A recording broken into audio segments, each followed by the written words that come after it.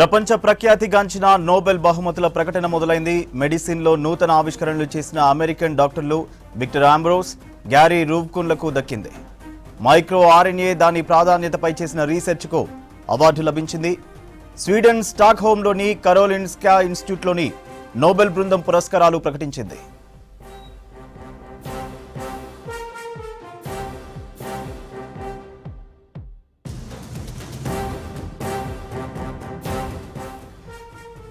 వైద్య శాస్త్రంలో ఇప్పటి వరకు 114 సార్లు నోబెల్ బహుమతి ప్రకటించగా 227 మంది అందుకున్నారు.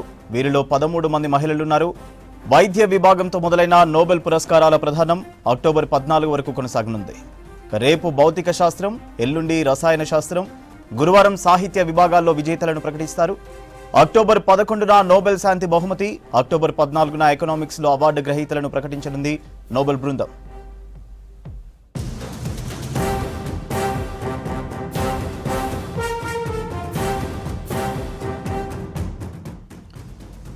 స్వీడన్కు చెందిన ప్రముఖ శాస్త్రవేత్త ఆల్ఫ్రెడ్ నోబెల్ పేరు మీదుగా 1901 నుంచి నోబెల్ ట్రస్ట్ ద్వారా అవార్డులు ప్రకటిస్తున్నారు.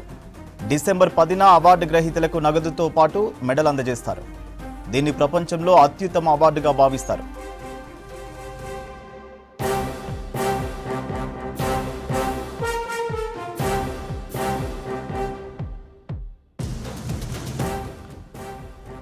ప్రపంచ ప్రఖ్యాతిగాంచిన నోబెల్ బహుమతుల ప్రకటన మొదలైంది. మెడిసిన్లో నూతన ఆవిష్కరణలు చేసిన అమెరికన్ డాక్టర్లు విక్టర్ ఆంబ్రోస్, గ్యారీ రూబ్కున్లకు దక్కింది. మైక్రో ఆర్ఎన్ఏ దాని ప్రాధాన్యతపై చేసిన రీసెర్చ్కు అవార్డు లభించింది. స్వీడన్ స్టాక్హోమ్లోని కరోలిన్స్కా ఇన్స్టిట్యూట్లోని నోబెల్ బృందం పురస్కారాలు ప్రకటించింది. వైద్య శాస్త్రంలో ఇప్పటి వరకు 114 సార్లు నోబెల్ బహుమతి ప్రకటించగా 227 మంది అందుకున్నారు. వీరిలో 13 మంది మహిళలున్నారు.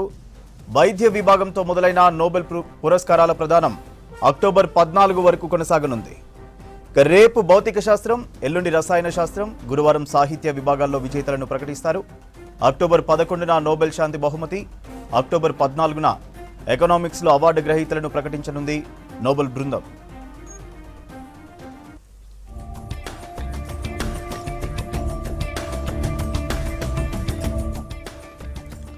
స్వీడన్కు చెందిన ప్రముఖ శాస్త్రవేత్త ఆల్ఫ్రెడ్ నోబెల్ పేరు మీదుగా 1901 నుంచి నోబెల్ ట్రస్ట్ ద్వారా అవార్డులు ప్రకటిస్తున్నారు.